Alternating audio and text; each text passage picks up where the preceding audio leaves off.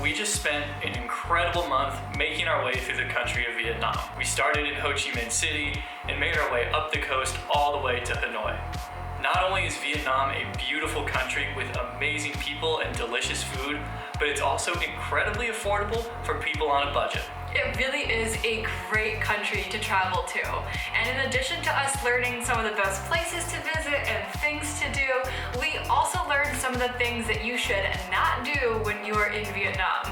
So here's a list of 9 things that you should not do while you're in Vietnam. Hello. Checking in. Number 1, do not book a hotel before you read the reviews. This one is a must because we ended up booking a hotel and then getting kicked out of the hotel at like 10, 11 p.m. on a Monday night. Well, the guy from downstairs comes and starts banging on the door and he's like, you can't stay here. And if we would have read the reviews carefully, we would have seen that other travelers have reported similar issues with this hotel. So long story short, read the reviews and you should be fine. And also, a lot of hotels will say they take credit card, but that's not always the case from our experience. In fact, a lot of the times they'll charge you an additional 3% credit card fee on top of whatever the agreed upon price already is. Also, when you check in, request a room on a higher up floor if possible. We have learned that when you stay on the first floor, we'll just say that the lobby is not always the quietest place in the middle of the night. Like even the place you're in right now, it was 11 o'clock, maybe 12 o'clock. We were like passed out, tired, sleeping, and we were woken up by kids running around in the lobby screaming. And then we also stayed at another place that thought 11 p.m. was an appropriate time to be doing tile work in the lobby. So stay higher up if possible and you can avoid some of those issues. So gross. Number 2, do not ride a sleeper train without bringing something clean to sleep on. So in the sleeper trains, they don't actually change the blankets or the sheets or the pillowcases between uses. And while the trains do get cleaned in Hanoi and Saigon at the end of the line, in between, they just come in, make up the bed real quick without changing anything, and that's it. Not changing them. Just shake it out. Shake it out. Ready for the next guy. Yeah, which means that depending on when you get on the train, you could be sleeping on as many as like 3, 4, 5, 6 people who have been there before you. And so the easiest way to fix this problem is just bring a clean t-shirt, put it on top of your pillowcase, and then at least you're putting your head on something clean. Oh, and we did notice that in first and second class, this is the case, because we rode in both. They don't change the sheets or pillowcases in either, so don't think that if you're riding first class, you're gonna get some sort of a star treatment. You're not special. Number 3, do not attempt to run across the street, especially when there's a lot of traffic.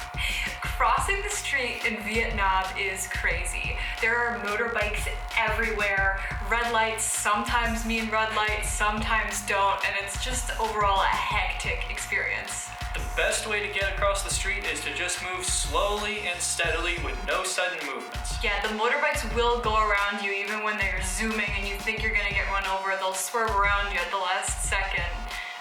So that's good. But the best way to cross the street really is just wait for a local, even if it's just like a little old grandmother. She knows what she's doing, you don't. So just wait for her to go and it'll all be okay.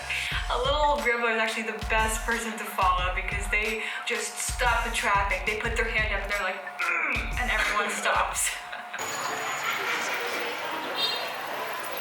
Number 4, do not accept the first price that you are given. Negotiating is really just a part of the culture here, whether it's at a street market or you're getting into a taxi, you really need to negotiate your price.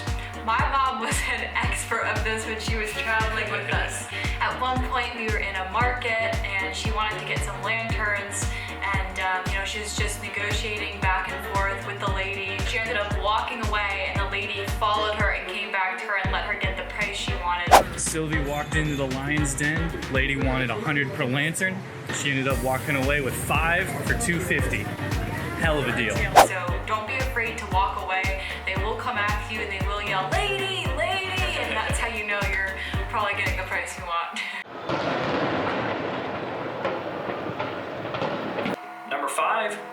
plan your visit around Tet, also known as Lunar New Year. We were really excited when we first found out that our trip to Vietnam was gonna fall during the Lunar New Year, because we read that it's one of like the biggest holidays celebrated in Vietnam, lots of festivities and fun stuff, so we were really excited to be able to see that. But in reality, we had a hard time finding places to eat because a lot of shops close up during Tet. That's closed, that's closed, that's closed, that's closed, that's closed. You guessed it, that's closed. They close from anywhere between a couple days to a full month, and while they do have some fun festivities like fireworks and like a little parade, it just wasn't worth it to us to have a hard time finding stuff to eat. So plan it during another time. My gosh, international arrivals is craziness. Number 6, do not rush through your visa application. In a lot of Southeast Asian countries, you can do visa on arrival, or you don't even need a visa at all. But in Vietnam, that is just not the case. They take it really seriously, and when my mom was coming to visit us, she actually put her date of entry in the wrong field, and the airline would not even let her get onto the plane. And so they really don't mess around with this stuff. Most visas take about 3 business days to get approved, but some websites offer like a fast visa that you can get within 4 hours, but you still have to apply, wait, get and print a letter, and have 2 passport pictures with you when you land in Vietnam. So it really is quite a process, no matter which path you take. Number 7, don't neglect your personal items while you're in the streets. We were hearing about the infamous Saigon cowboys before we had even arrived in Vietnam. For those of you that watch our channel, you probably remember Lily and Tony, who we were traveling with a lot in Cambodia. Hi guys! And they were telling us a story of when they were in Saigon. She had her phone out and someone came by on a motorbike and tried to snatch it out of her hand. Thankfully, she had one of those phone cases with the little ring on it, so they didn't actually get away with her phone, but still a pretty crazy story nonetheless. Yeah, you just have to be really careful because the motorbikes will zoom by it and grab it without you even noticing a thing.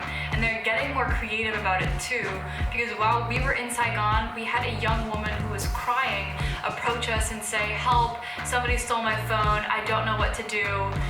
But something seemed really fishy about it, like she wasn't actually crying, like there were no tears, she was just like kind of fake crying.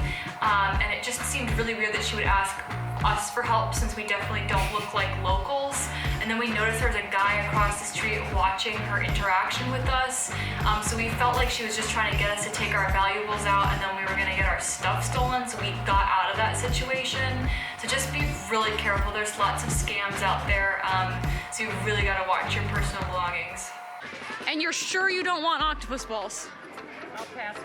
Number 8, do not order anything without knowing exactly what it is. Especially if you start getting out of the main touristy areas, you might start running into some unusual meats such as dog.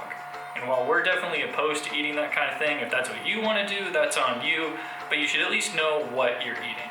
And if you're a vegan or a vegetarian, be especially careful because we had times when we would order something off the menu and expect it to be vegan or vegetarian, and the broth would be made out of chicken or there'd be a tiny piece of beef left over in there.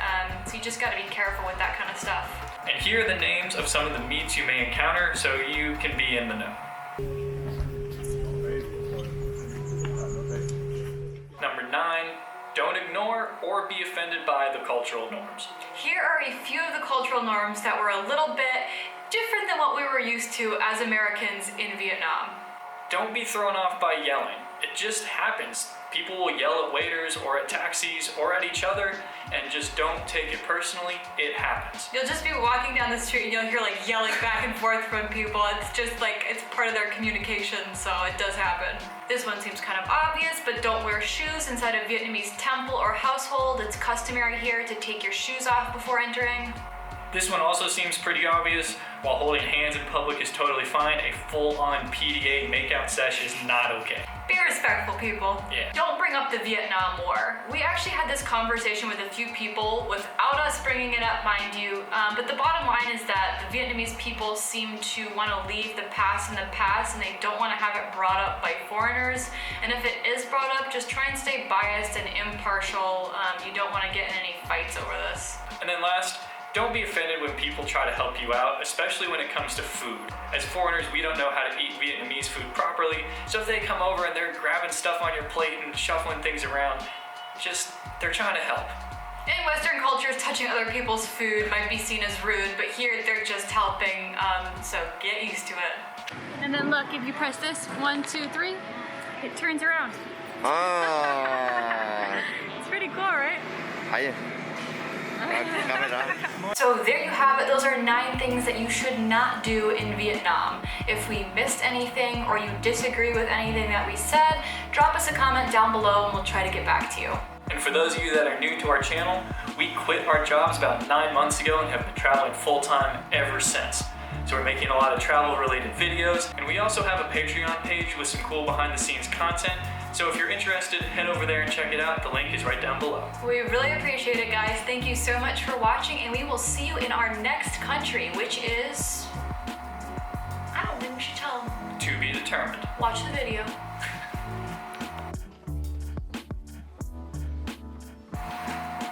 Take 1.